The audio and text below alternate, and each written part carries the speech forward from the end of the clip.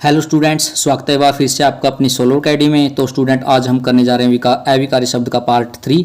Part 1 और 2 हमने complete करा दिया था। पार्ट 1 में हमने करवाया था क्रिया विशेषण, और जो पार्ट 2 में हमने करवाया था संबंध बोधक अव्यय और योजक यानी कि समुच्चय बोधक अव्यय। आज हम करने जा रहे हैं अविकार शब्द का पार्ट 3। ठीक है फ्रेंड्स, क्लास स्टार्ट करने से पहले आपको बता दूं, अगर आपने वो दोनों क्लासें नहीं देखी, दोनों पार्ट नहीं देखे, तो आप वीडियो प्लेलिस्ट में जाके वो दोनों पार्ट देख सकते हैं। और अगर आपने हमारा टेलीग्राम चैनल ज्वाइन नहीं किया तो हमारा टेलीग्राम वीडियो डिस्क्रिप्शन में लिंक दिया गया है, वहाँ से आप हमारा टेलीग्राम चैनल ज्वाइन कर सकते हैं। ठीक है फ्रेंड्स, तो ज़्यादा समय नहीं लेते हुए हम स्टार्ट करते हैं आज की क्लास में हमारा जो आज का टॉपिक है वो रहेगा अविकारी शब्द का जो पार्ट है विस्मयादि बोधक अव्यय।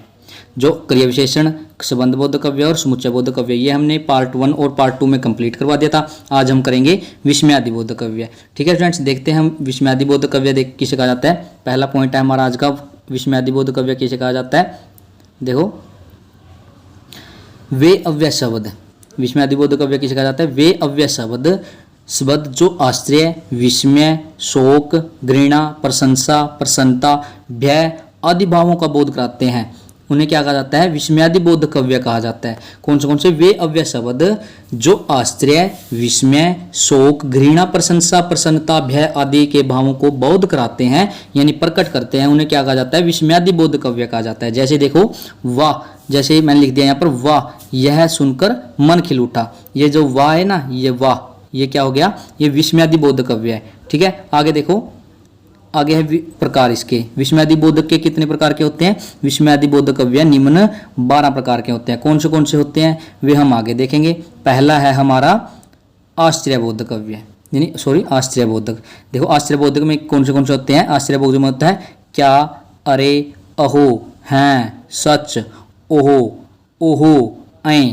ठीक है, आगे है दूसरा है शोक बोधक। शोक बोधक में होता है उफ, आहा, हाय, हे राम।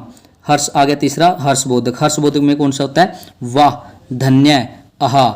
आगे हो गया चौथा प्रशंसा बोधक, यानी कि प्रशंसा करना, जैसे शाबाश, वाह, अति सुंदर, ये क्या हो गया, प्रशंसा बोधक हो गया। पांचवा है हमारा क्रोध बोधक।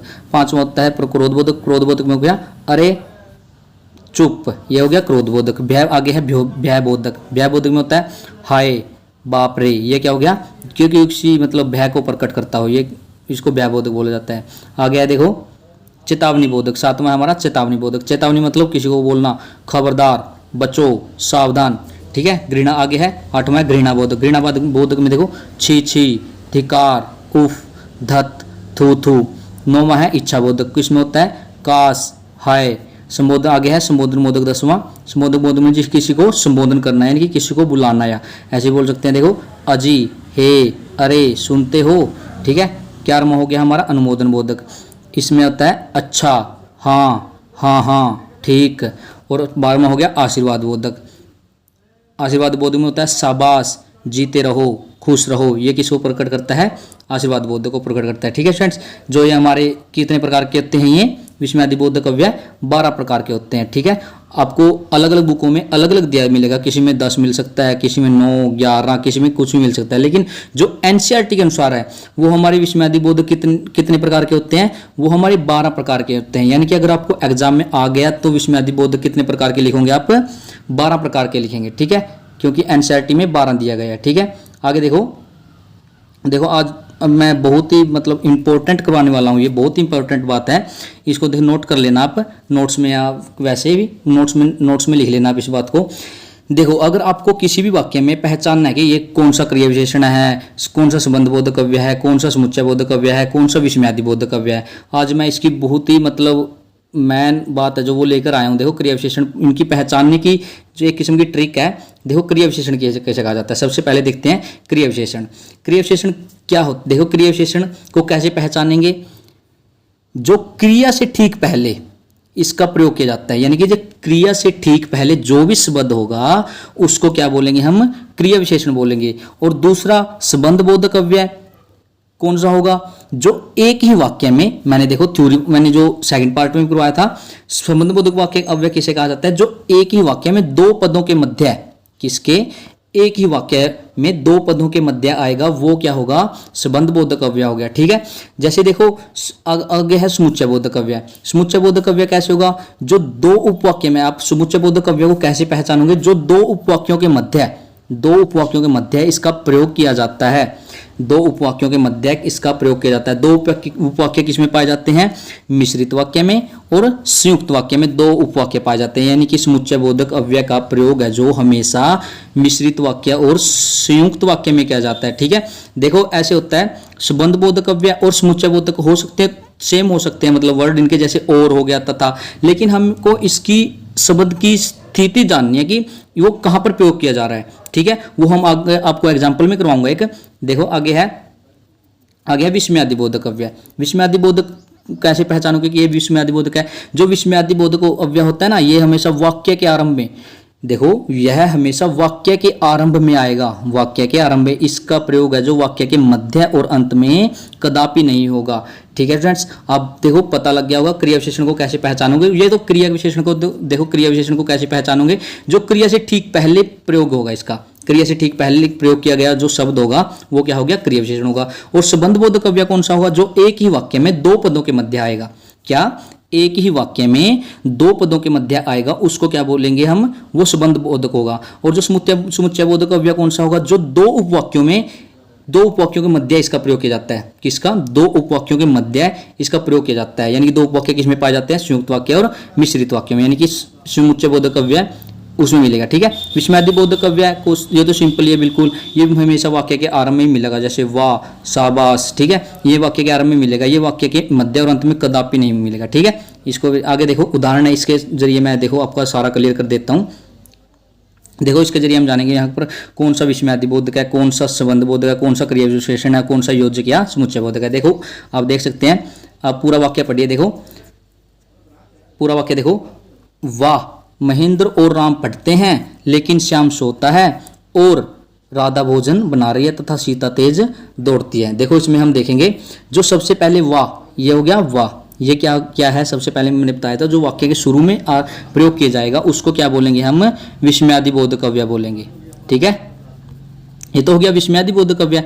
आगे देखो, आगे वाक्य है महेंद्र और राम पढ़ते हैं, यानी कि और शब्द का प्रयोग किया जा रहा है। महेंद्र और राम पढ़ते हैं और शब्द का प्रयोग किया जा रहा है, तो ये क्या हो गया, जो दो पदों के मध्य आता है उसको क्या बोलते हैं हम, यानी कि दो पदों, यानी कि संज्ञा और सर्वनाम को जो जोड़ता है, संज्ञा और, मैंने थ्योरी वाली क्लास में सेकंड पार्ट में कराया था, जो संज्ञा और सर्वनाम के मध्य आता है उसको क्या बोलते हैं हम, संबंध बोधक अव्यय बोलते हैं।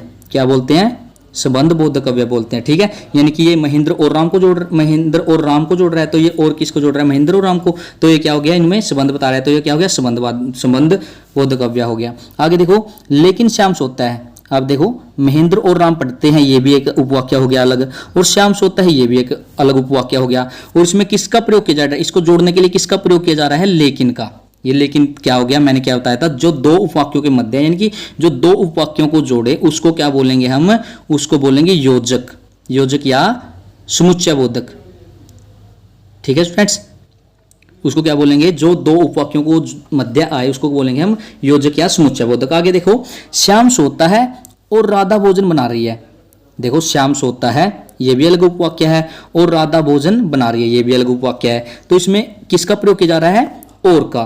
देखो और का प्रयोग तो यहां भी किया गया था, महेंद्र और राम पढ़ते हैं, और का प्रयोग यहां भी किया जा रहा है। लेकिन हमको, मैंने बोला था, और जो संबंध बोधक अव्यय में भी आता है और समुच्चय बोधक अव्यय में भी आता है, लेकिन हमको वाक्य में इनके प्रयोग की स्थिति जाननी है कि इसमें कहां पर प्रयोग किया जा रहा है। ये देखो यहां पर तो प्रयोग किया जा रहा था संज्ञा और सर्वनाम, यानी कि दो पदों के मध्य प्रयोग किया जाता है, और यहां पर कहां प्रयोग किया जा रहा है, ये दो उपवाक्यों के मध्य प्रयोग किया जा रहा है। जैसे श्याम सोता है और राधा भोजन बना रही है, तो ये और क्या हो गया, जो दो उपवाक्यों को जोड़े उनको, उसको क्या बोला जाता है, उसको भी क्या बोला जाता है, उसको बोला जाता है समुच्चय बोधक अव्यय बोला जाता है।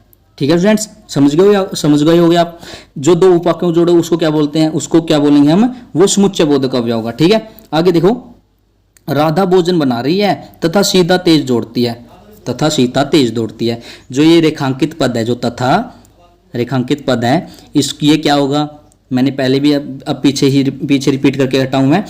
जो राधा भोजन बना रही है ये भी अलग उपवाक्य हो गया, और जो सीता तेज दौड़ती है ये भी अलग उपवाक्य हो गया, और जो तथा किसको जोड़ रहा है, ये इन दोनों उपवाक्यों को जोड़ रहा है। जो उपवाक्यों को जोड़ते हैं तो उसको क्या बोलते हैं हम, उसको समुच्चय बोधक बोलते हैं, समुच्चय बोधक अव्यय। ठीक है, जब समझ गए आप। आगे देखो, सीता तेज दौड़ती है, तेज दौड़ती है, दौड़ना क्या हो गया, क्रिया हो गई। और जो क्रिया से ठीक पहले जो ये रेखांकित पद है, रेखांकित शब्द है, जो क्रिया से ठीक पहले रेखांकित शब्द है, उसको जो क्रिया से ठीक पहले प्रयोग किए जाने वाले शब्द को क्या बोलेंगे हम, क्रिया विशेषण बोलेंगे। ठीक है फ्रेंड्स, देखो एक ही वाक्य में हमने क्रिया विशेषण भी कर लिया, संबंध बोधक अव्यय भी कर लिया, संयोजक यानी समुच्चय बोधक अव्यय भी कर लिया और विस्मयादि बोधक अव्यय भी कर लिया। ठीक है फ्रेंड्स, तो मैं उम्मीद करता हूं आपको ये आज की क्लास अविकारी शब्द की जो चारों पार्ट है इसके कौन से हैं, क्रिया विशेषण, संबंध बोधक अव्यय, योजक यानी कि समुच्चय बोधक अव्यय और विस्मयादि बोधक अव्यय, आपको एक ही वाक्य में क्लियर हो गए होंगे। ठीक है फ्रेंड्स, तो मैं उम्मीद करता हूं आपको ये आज की क्लास है जो पसंद आई होगी। अगर आपको आज की क्लास पसंद आई है तो वीडियो को ज़्यादा से ज़्यादा शेयर करें और अपनी एकेडमी सोलर एकेडमी को सब्सक्राइब करें। तो ठीक है दोस्तों, नेक्स्ट क्लास में हम लेकर आएंगे इससे रिलेटेड जो अविकारी शब्दों से रिलेटेड है, जो हम MCQ की क्लास लेकर आएंगे। तो ठीक है स्टूडेंट्स, तो मिलते हैं हम नेक्स्ट क्लास में।